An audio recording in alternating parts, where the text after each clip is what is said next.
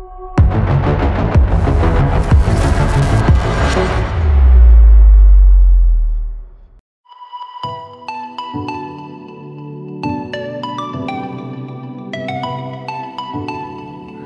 pokoknya sahabat tani mau tanam cabai rawit merah, cabai rawit hijau caplak, metodenya sama ya.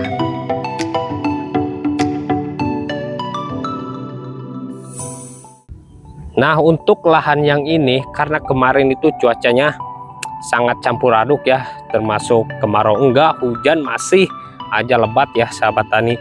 Untuk anti stresnya tanaman yang ini pakai asam amino, tapi asam aminonya itu saya menggunakan asam amino bensip ya. Asam amino 47%.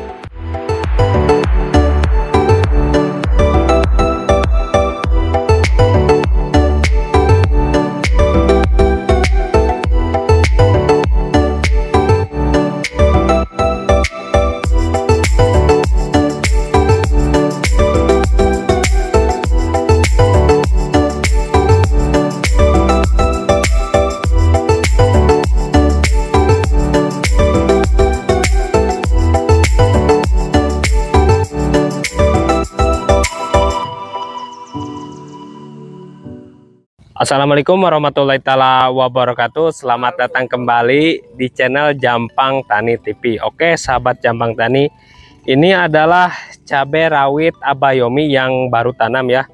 Ini usianya sekitar 18 harian ya sahabat tani, atau dua kali pengocoran, mau ketiga kalinya. Bisa dilihat ini pertumbuhannya ya. Ini ada yang bulai juga ya sahabat tani, seperti ini, tapi kita lihat saja, dibiarkan aja dulu nanti apakah ini bisa sembuh. Nah di sini karena cuacanya sangat ekstrim ya sahabat tani, banyak sekali benih sulaman di sini itu, jadi pertumbuhannya kurang rata ya, kurang serempak karena banyak benih sulaman seperti ini. Karena cuaca sekarang malah gerimis, tiba-tiba panas, gerimis, terus jangkrik, orong-orong, ayam banyak sekali lah sahabat tani. Tapi insya Allah nanti ketika udah gede ini gak kelihatan sih anjloknya itu. Oke sahabat Jampang Tani, bisa dilihat ya, ini perkembangannya. Ini dipotong pucuk ya sahabat tani, lupa ini potong pucuk saat usia 6 HST. Terus 7 harinya 7 HST-nya itu langsung dikocor pemupukan pertama. Seperti biasa sama ya, formasi pupuknya itu pupuk cantik ya sahabat tani, Santagrau MAP dan asam humat topsoil. Nah pada saat pertama kali pengocoran, cantiknya itu 1 gelas aja cukup, Santagrau MAP-nya 3 sendok dan asam humat topsoilnya itu 3 sendok. Nah yang ini tanpa kohe ya, semuanya juga tanpa kohe. Tapi yang ini pakai pupuk dasar, saya kasihnya itu di lubang tanamnya itu pakai pupuk dasar Starpos ya, pupuk fosfat satu-satunya yang ada asam humatnya. Ini sangat bagus sekali, aman sekali teman-teman. Di sini aja di lubang tanamnya sahabat tani, bisa dilihat ya, alhamdulillah pertumbuhannya mantap. Kalau yang mulus ini yang gak mati, alhamdulillah. Nah untuk pencegahan jamur ya, apalagi masih kecil, biasanya itu busuk bakteri, itu biasanya saya kasih Kopseed ya teman-teman, bahan aktif tembaga hidroksida, cukup 2 sendok per tangki. Nah untuk pencegahan atau protektif, fungisida protektif itu gunakan fungisida Mancozeb saja ya teman-teman, sama kasih 2 sendok aja per tangki karena masih kecil. Alhamdulillah untuk jamur ini masih aman ya teman-teman. Saya belum lihat kendala-kendala jamur ini. Tapi di sini ada beberapa serangan keriting daun ya, mulai masuk. Ini lahan pesawahan soalnya hama trip teman-teman. Hama trip saya lihat-lihat udah ada bekasnya ya. Kemarin sudah aplikasikan menggunakan insektisida Apimax double bahan aktif, yaitu imidacloprid ya sama abamectin. Di dalam 1 kemasan Apimax itu sudah double bahan aktif. Jadi intinya buat sahabat tani apalagi pemula itu kita mengirit ya, mengirit, tidak perlu beli Apidor dan Demolis misalkan ya, yang abamectin itu cukup pakai Apimax, di situ sudah ada semuanya, double bahan aktif. Seperti itu ya sahabat tani. Nah, untuk lahan yang ini karena kemarin itu cuacanya sangat campur aduk ya, termasuk kemarau enggak, hujan masih aja lebat ya sahabat tani. Untuk anti stresnya tanaman yang ini pakai asam amino, tapi asam aminonya itu saya menggunakan asam amino Bensip ya. Asam amino 47%, tinggi sekali ya sahabat tani. Ini alhamdulillah cukup satu tutup aja per tangki, disemprot ya, bukan dikocor. Tapi kalau mau kocor juga silahkan, bisa bebas ya sahabat tani. Ini salah satu asam amino, ini saya baru coba, tapi alhamdulillah bagus sekali ini. Kalau yang gak mati itu mantap banget ya sahabat tani, daun-daunnya segar ya, karena ini kandungannya tinggi 47%. Nah, buat para pemula, petani pemula yang mau ya tanam cabai, saran dari saya, kalau beli asam amino, lihat aja kandungannya ya. Jangan sampai namanya asam amino tapi tidak ada kandungan asam aminonya ya yang tertera di dalam kemasan tersebut. Itu dah salah satu kuncinya sahabat tani. Yang penting lihat kandungan asam aminonya. Apapun mereknya yang kita beli, lihat kandungannya, itu kuncinya. Nah, sahabat Jampang Tani, nah untuk di sini saya sudah berada di lahan cabai Abayomi yang di video sebelumnya ya, yang masih kecil atau yang masih berbuah ya, belum panen. Nah, sekarang ini sudah panen sahabat tani, sudah panen ke-8 kali alhamdulillah. Ini populasinya itu sekitar 560-an lah, 560 pohon ya sahabat tani. Ini juga sama dipotong pucuk. Kemarin itu panen di angka 30 kiloan ya, 30 sampai 40 kiloan, dan notanya itu sekarang lagi anjlok teman-teman. Di daerah saya kemarin cuma 25.000 per kilonya ya, sangat jauh sekali dari 70, sekarang 25.000 per kilonya. Mungkin ya ekonomi Indonesia sedang tidak baik-baik saja, tapi gak apa-apa, kita syukuri aja teman-teman, karena harga mahal kita ngalamin ya, harga murah juga ngalamin, gak apa-apa, itu resiko petani, jangan diambil pusing. Yang penting kita rawat tanaman sebaik mungkin, karena itu kepuasan dari diri kita sendiri. Nah, untuk yang ini sahabat tani, ini dibikin tidak terlalu tinggi sebenarnya.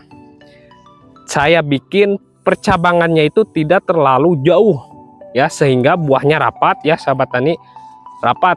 Karena biasanya saya bikin yang tinggi itu ada juga, nanti saya sebutkan ya, yang tinggi buahnya itu jarang, antar buah si ininya itu hampir 1 jengkal ya, percabangannya itu baru ada buah lagi. Kelihatannya memang tinggi, tapi tonasinya kalah sama yang begini sahabat tani ya sebenarnya. Yang penting buah. Nah, ini juga ada saran saya buat para petani pemula ya, untuk nutrisi buah ya. Jampang Tani itu jarang menggunakan kalium di bawah 20%. Seperti itu ya. Kalau ingin buah lebat sahabat tani, gunakan kalium yang di atas 20% seperti itu. Gimana caranya? Lihat aja dalam kemasannya. Berapa persen kaliumnya ya sahabat tani. Karena itu sangat penting, bakal menentukan lebatnya buah pohon cabai kita ya. Seperti andalan Jampang Tani itu Kalimaktop dan KCl cair atau Kristop ya teman-teman. Itu kaliumnya di atas 20%. Karena kita ingin membuat pohon cabai ini buahnya banyak. Seperti itu. Ini buat tip buat petani pemula. Lihat kandungannya. Biasanya kan ada di botol tulisannya berapa persen. Nah, Jampang Tani jarang menggunakan di bawah 20%, seperti itu. Nah, untuk fungisida yang saya gunakan yaitu sobat tani ya, ada fungisida kontak dan sistemik, atau fungisida protektif dan kuratif. Nah, bedanya apa?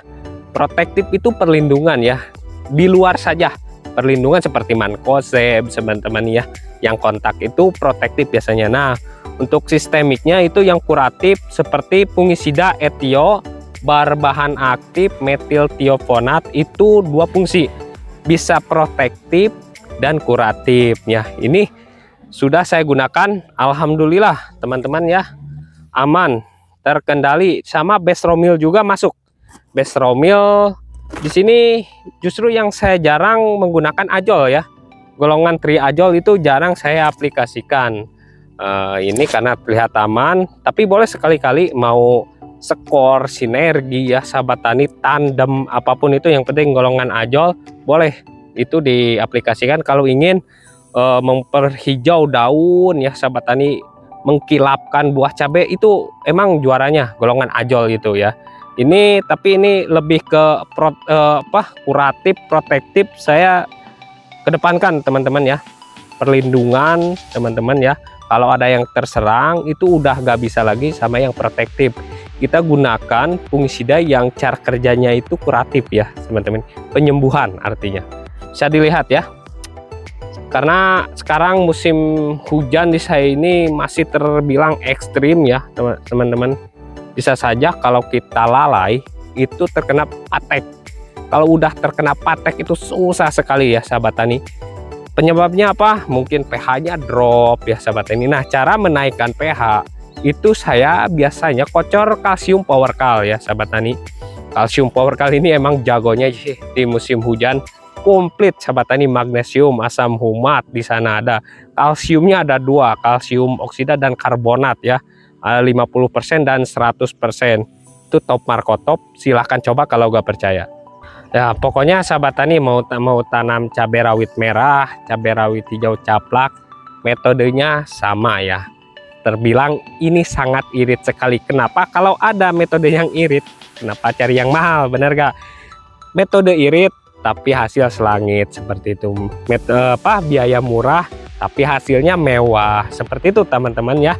Justru itu yang menjadi kelebihan menurut saya ya. Kita menekan biaya tapi hasilnya luar biasa. Kalau ada yang sudah pakai berbagai fungisida, pupuk banyak sekali, hampir HPP-nya itu 15.000 per pohon, hasilnya masih gitu-gitu aja. Wah, itu menurut saya kurang rekomendasi ya, apalagi buat pemula yang minim modal. Kita cari seirit mungkin tapi hasilnya luar biasa.